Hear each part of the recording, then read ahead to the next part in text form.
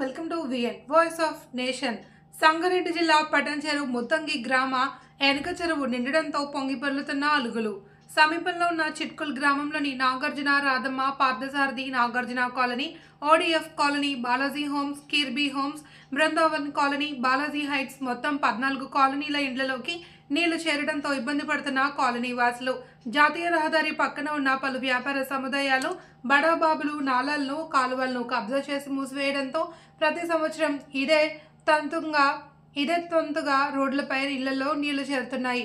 2 రోజులు వచ్చి హడావుడి చేసే ప్రభుత్వ అధికారులు వీటికి శాశ్వత పరిష్కారం చూపెట్టాలి అని కోరుతున్న కాలనీ వాసులు, స్థానిక ప్రజలు.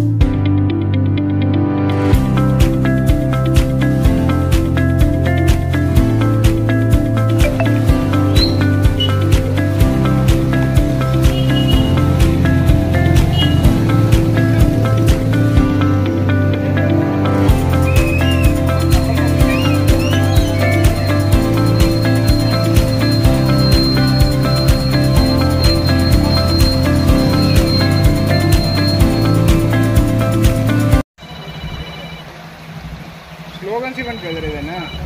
మా సమస్యను వెంటనే పరిష్కారం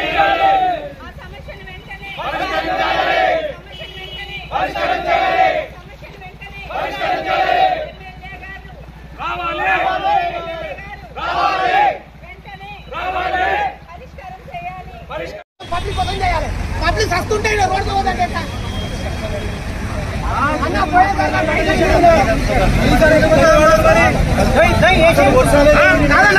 గవర్నమెంట్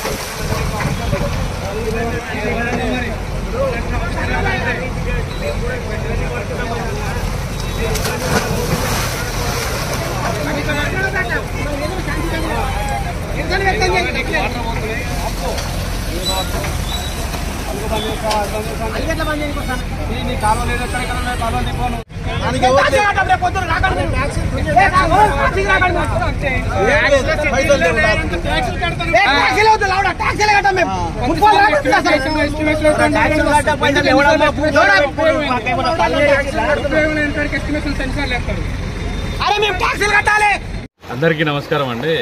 మేము ప్రజెంట్ పటాన్చెరు కాన్స్టిట్యుయెన్సీ పటాన్చెరు మండల్లో ఉన్న చిట్కుల్ విలేజ్ చిట్కుల్ కాలనీస్లో ఉన్నాము. మేము కూతవేటు దూరంలో హైవేకి ఓఆర్ఆర్ ఎగ్జిట్ 3కి కూతవేటు దూరంలో ఉంటాము. మాకు ఇప్పుడు ప్రజెంట్ ఏమవుతుందంటే టోటల్గా ఇక్కడ 14 కాలనీస్ ఉన్నాయి. అక్కడ పైన ముత్తంగి చెరువు నిండేసి మాకు మొత్తం టోటల్గా కాలనీస్ మొత్తం అన్ని ఆల్మోస్ట్ మోకాళ్ళ లోతు మురిగిన. అసలు వర్షాలే లేవు ఈ టైంలో. ఇప్పుడు మొత్తం అన్ని ఇళ్ళు గత వారం 10 రోజుల నుంచి అందరి ఇళ్లకి ఇంచుమించు 14 కాలనీలలో అన్ని ఇళ్లలో మోకాళ్ళ లోతుకి నీళ్ళు వచ్చినాయి. కొంతమంది ఇళ్ళు మునిగిపోయినాయి, పునాదులు మొత్తం నానిపోతున్నాయి, ఇళ్ళు కూలిపోయే పరిస్థితి వచ్చింది. ఎంతమంది ఎన్నిసార్లు అధికారులకు మొరబెట్టుకున్నా కానీ గత 7 సంవత్సరాల నుంచి తిరుగుతూనే ఉన్నాం. అధికారుల చుట్టూ, లీడర్ల చుట్టూ ఎంత తిరిగినా కానీ వస్తున్నారు, చూస్తున్నారు, పోతున్నారు తప్ప సమస్యకు పరిష్కారం అనేది కాలేదు. అంతకుముందు గత 6 సంవత్సరాల క్రితం వరకు, అంటే లాస్ట్ ఇయర్ వరకు కూడా కనీసం వాటర్ లెవెల్ తక్కువ వచ్చేది. ఎందుకంటే హైవే వర్క్ జరిగేటప్పుడు అది వాటర్ డైవర్షన్ అయ్యేది.